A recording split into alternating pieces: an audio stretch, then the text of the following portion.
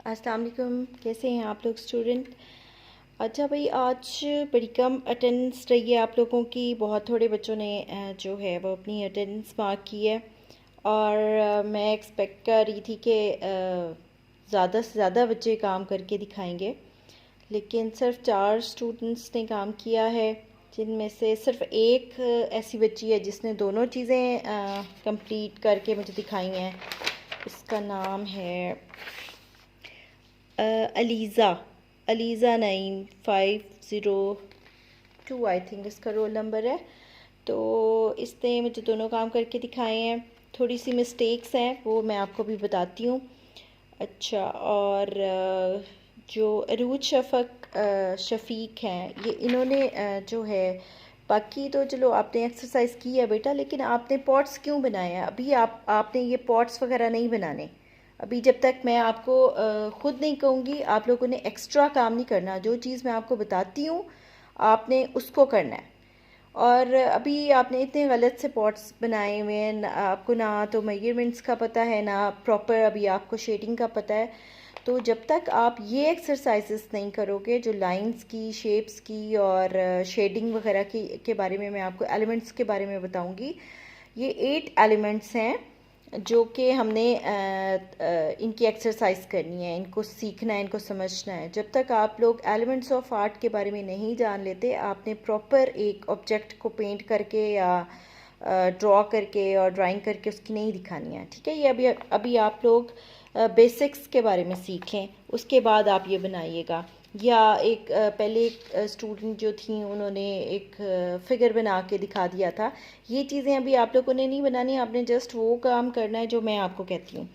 अच्छा, और वजीहा और सुमैया ने अच्छा काम किया हुआ था, लेकिन इन लोगों ने लाइन की एक्सरसाइज नहीं की हुई थी, शेप वाला काम किया हुआ था। मैंने आपको फर्स्ट लेक्चर में शेप्स के बारे में बताया था।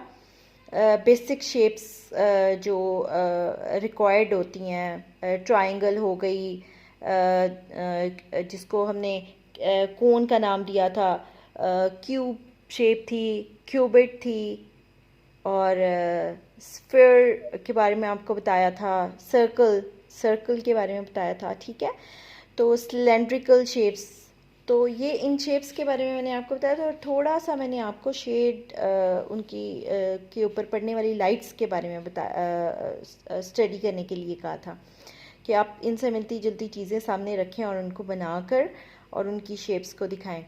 तो अच्छा, खैर, थोड़ा सा शेप के अंदर बच्चों की थोड़ी मिस्टेक्स थी, वो मैं आपको थोड़ा सा भी गाइड करती हूँ एंगल के हिसाब से। और दूसरी एक्सरसाइज जो मैंने कल वाले लेक्चर में दी थी, वो थी लाइन के बारे में। तो मैंने आपको कहा था कि एक पेज के ऊपर आप इतनी लाइंस लगाएं, इतनी ज़्यादा स्ट्रेट लाइंस लगाते हैं या क्रॉस लाइंस लगाते हैं, इतनी ज़्यादा लगाएं कि पेज को बिल्कुल काला कर दें, क्योंकि ये आप लोगों की पेंसिल के ऊपर होल्ड करने की एक्सरसाइज थी, आपकी ग्रिप बनाने के लिए थी। अगर आप इस तरह लाइंस को लगा लगा लगा लगा के प्रैक्टिस करेंगे तो ग्रिप बनेगी पेंसिल के ऊपर आप लोगों की। अच्छा, तो वो भी बच्चों ने बस ऐसे ही जान छुड़ाई हुई थी। सर्कल्स बनाने थे, वो भी मैंने आपको यही कहा था कि जो स्प्रिल्स बनानी है, जो सर्कल्स की शेप बनानी है, वो भी ग्रिप के लिए थी। और वो भी इसी तरह था कि पेज को आपने काला कर देना बना बना के।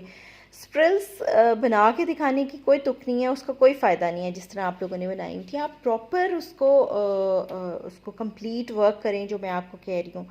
और बाकी बच्चे जो हैं, बाकी जो लोग हैं, उन्होंने आज का लेक्चर सुनने की भी जहमत गवारा नहीं की, देखा भी नहीं, और अटेंडेंस तक नहीं आप लोगों ने मार्क की।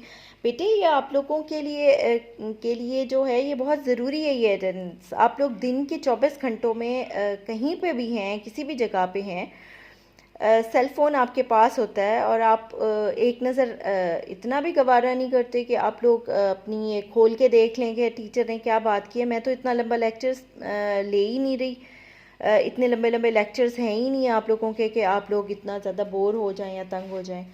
तो आप लोगों ने सिर्फ 5 मिनट की या 2 मिनट की आप लोगों की वीडियो होती है, वो आप लोग देख कर और आप लोग उसको जो है रिप्लाई कर दिया करें, अपनी अटेंडेंस मार्क कर दिया करें।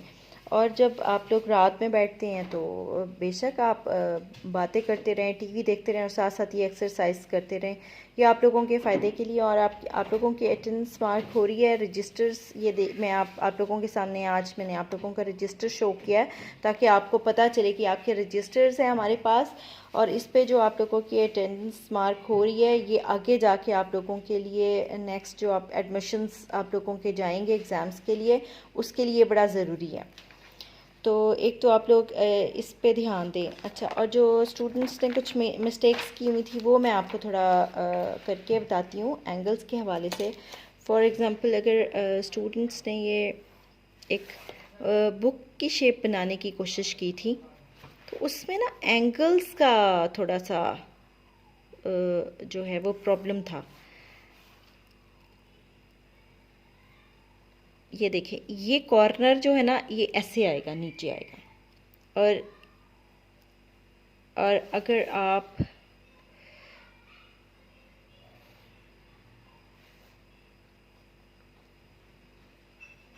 ये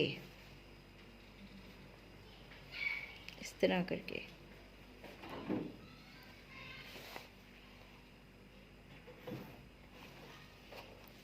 ये जो एंगल्स है ना ये आप लोगों ने सही तरह से बनाने हैं। इस तरह करके जो लाइंस होती है ना, फॉर एग्ज़ाम्पल ये मैंने एक लाइन लगाई है तो ये लाइन यूँ जाएगी और ये लाइन यूँ जाएगी, और इसी तरह हम आगे की तरफ बढ़ते जाएंगे। ठीक है,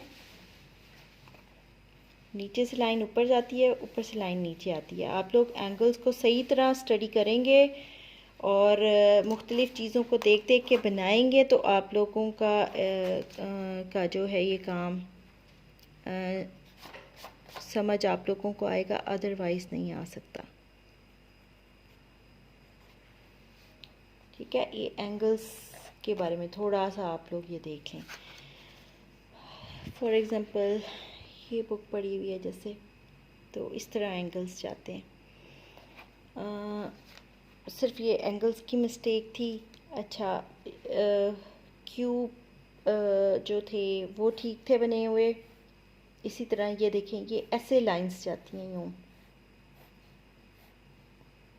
ये तो आप जब तक आपको ये लाइंस आगे की तरफ जाने वाली लाइंस की समझ नहीं आएगी आप आगे काम नहीं कर सकते। उसके बाद आप लोगों का जो है ना फिर नेक्स्ट स्टेप जो होता है वो शेडिंग का होता है, तो आप लोगों ने उसके बाद शेडिंग्स करनी है। तो अगर आप ये बुक भी खोल के देखें ना तो इसके अंदर भी ये सारी शेप्स मौजूद हैं। ये देखें, ये सारी इन्होंने शेप्स के बारे में, किताब को खोलें, आगे पीछे मुख्तलिफ़ पेजेस को आगे पीछे करें, उनको देखें, उनकी एंगल्स को, चीज़ों को, हर चीज़ के बारे में इसमें बड़े अच्छी तरह मेंशन किया हुआ है। और अभी हमने सिर्फ लाइन की एक्सरसाइज करनी है या बेसिक शेप्स को स्टडी करना है, इससे ज़्यादा आगे नहीं जाना।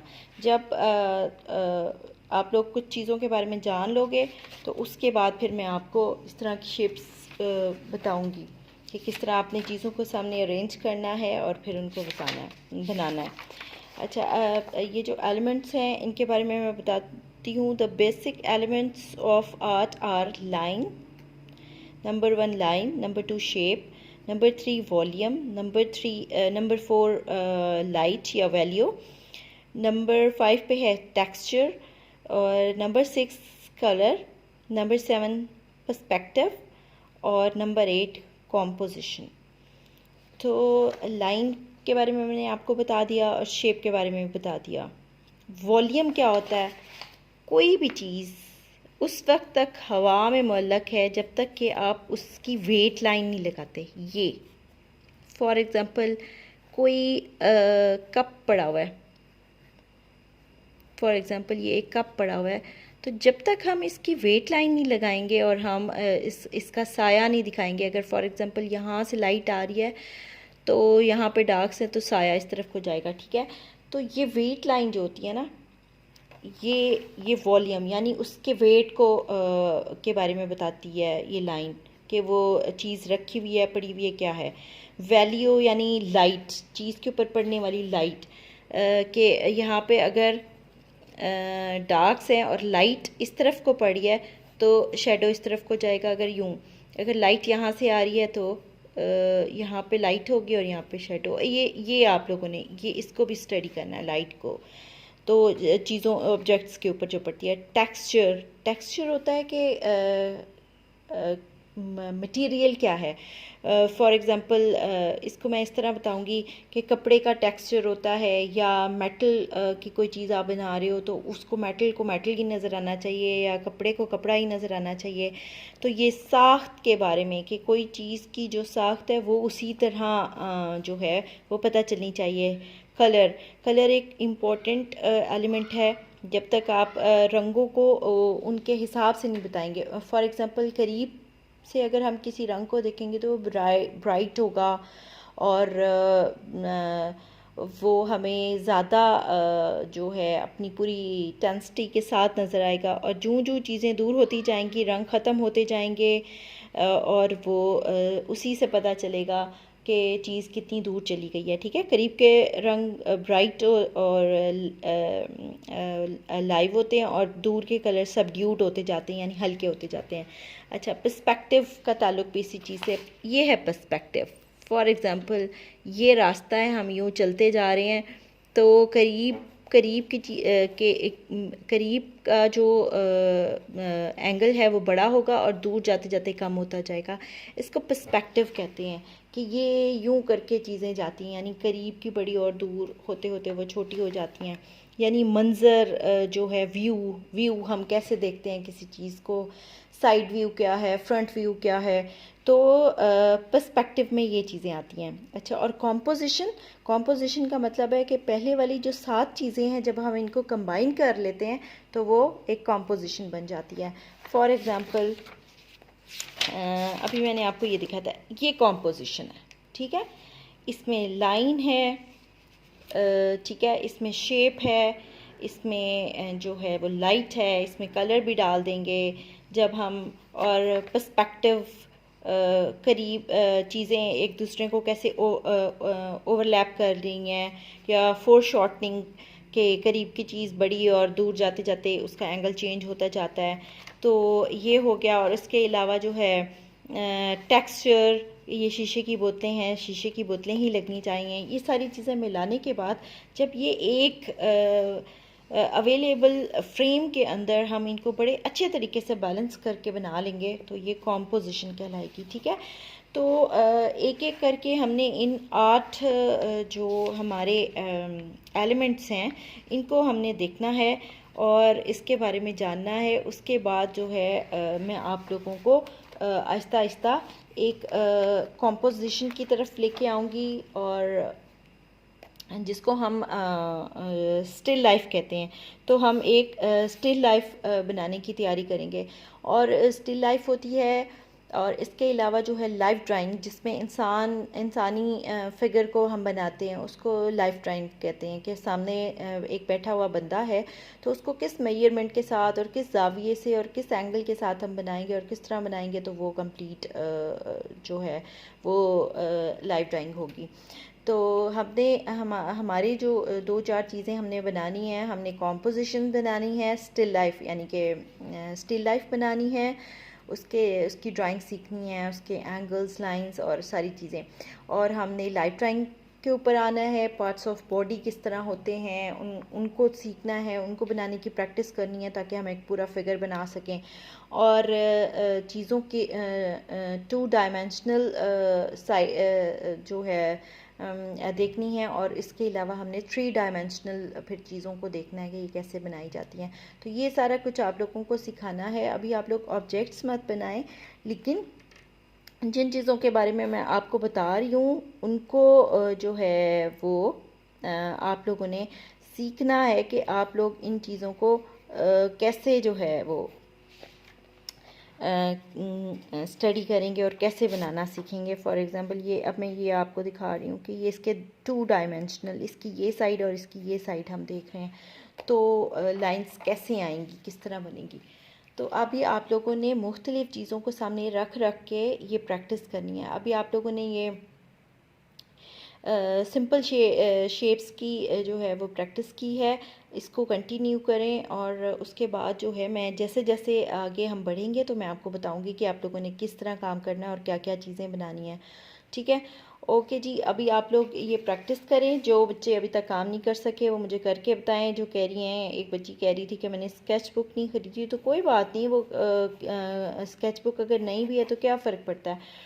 किसी भी पेपर पे आप सिंपल ये शेप्स बना के आप स्टडी करें, और जब आप इसकी स्टडी करोगे तो आप लोग जो है वो मुझे चेक कराते जाएं। ठीक है। आज मैंने सिर्फ आप लोगों के किए हुए काम के बारे में ही आप लोगों से बात करनी थी, और थोड़ा सा मैंने आपको एलिमेंट्स के बारे में बताया है। और इसके बाद जो है कल हमारा लास्ट लेक्चर होगा मेरा ख्याल है। इसके बाद जो है फिर हम लोग ईद के बाद देखेंगे कि हमने क्या करना है, लेकिन इस दौरान आप लोग प्लीज़ अपनी स्टडीज़ जारी रखिएगा। ओके जी।